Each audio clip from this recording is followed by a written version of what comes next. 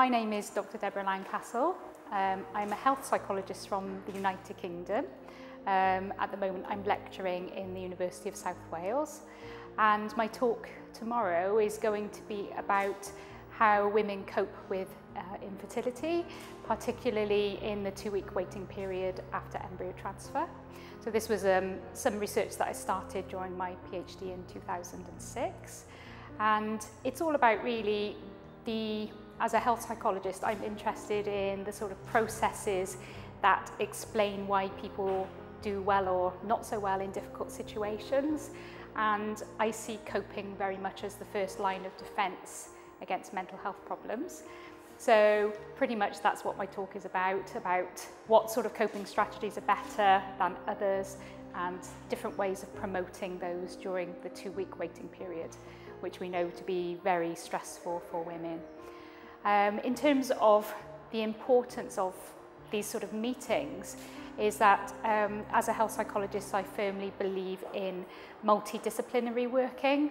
I think it's wrong for one specialism to think they have all the answers to a particular problem, and I like it when organisations arrange for different specialists to come together and share their expertise, because I think that helps the patient in the end.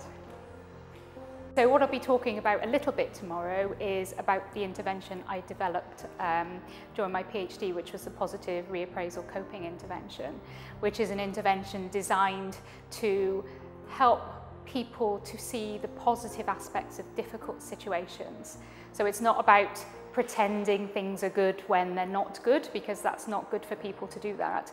It's about accepting that even though things are difficult, there are some positive things that people can focus on.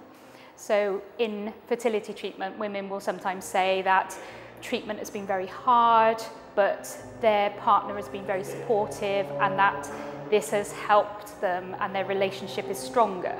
So although they're accepting that fertility treatment is difficult, they're focusing on the good things rather than all the bad things. And the evidence suggests that this is good for increasing positive emotions during the waiting period.